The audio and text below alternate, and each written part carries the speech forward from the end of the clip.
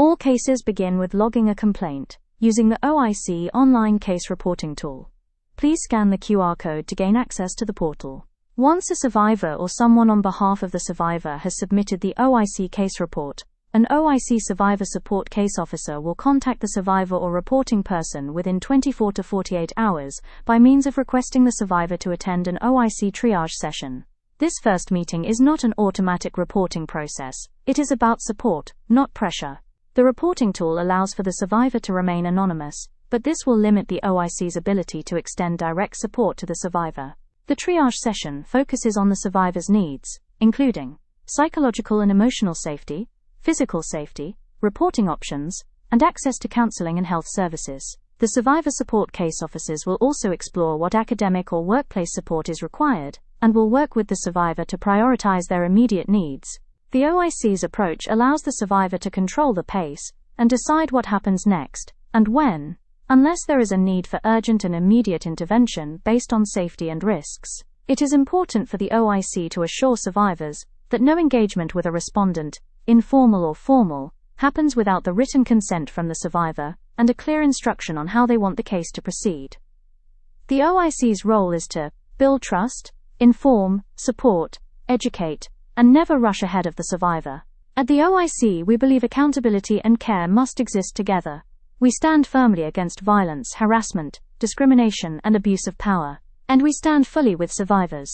If something has happened to you or to someone you care about, support is available, and your voice matters. Please take the next few minutes to listen to the OIC informal reporting process and the UCT legal processes. And remember, safety, dignity, and respect are not privileges, they are rights, and we are committed to empowering survivors, building agency, and restoring safety. Hi there. This presentation explains how the Office for Inclusivity and Change, the OIC, responds to reports of harm, and how survivors can access support and reporting options in a way that is safe, respectful, and survivor-led. At UCT, we hold a clear and firm position. There is zero tolerance for sexual and gender-based violence, discrimination, harassment, bullying, or abuse of power in any form. If you are listening to this to educate yourself or because something has happened to you, we want you to know this first: you are not alone. You deserve safety, dignity, and support. I will now share what the OIC manages. The OIC receives complaints related to sexual and non-sexual gender-based violence, discrimination, harassment and bullying, workplace grievances, and abuse of power. These matters may involve students, staff, or other members of the UCT community, or even external members of the public, where the survivor is a UCT student or staff member. The OIC's role is to support UCT survivors, explain options clearly, and ensure that every case is handled with care, confidentiality, and accountability. OIC informal reporting processes are offered for all incident types except rape and grievous sexual assault. Survivors may choose an OIC informal reporting process which is survivor-led and assesses the survivor's immediate needs for appropriate special accommodations, counseling, and safety. Voluntary for the respondent.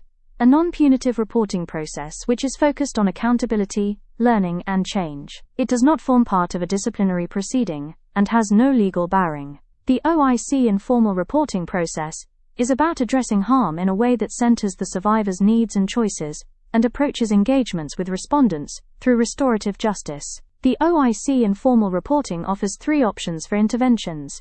If you choose the informal route, you may select one of the following interventions. A constructive conversation. This is facilitated by the OIC with the respondent. The goal is to address the harm, set boundaries, and promote respectful behavior and policy awareness.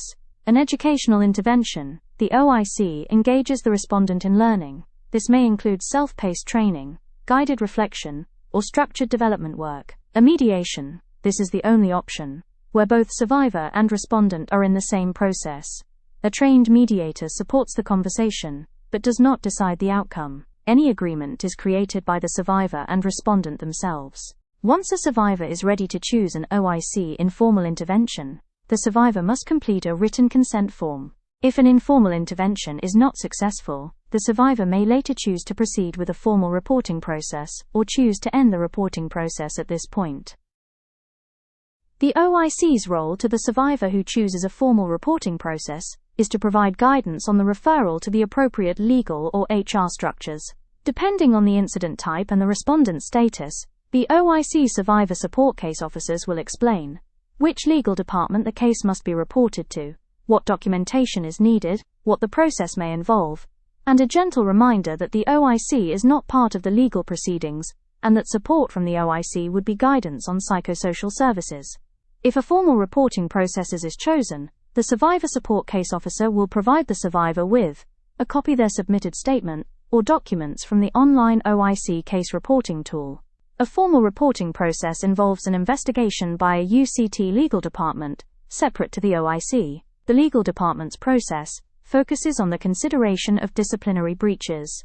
Should their investigation present prima facie evidence, the legal department may proceed with a disciplinary process against the respondent. This process will lead to an outcome of the legal findings, and should the respondent be found guilty, the appropriate sanctions will be issued. A gentle reminder that nothing moves forward without the survivor's direct engagement with the appropriate legal department and informed consent. I hope that this information provides you with the basic understanding of the reporting options available. Please reach out to the OIC if you have any questions. We are here to extend our support to you and your peers.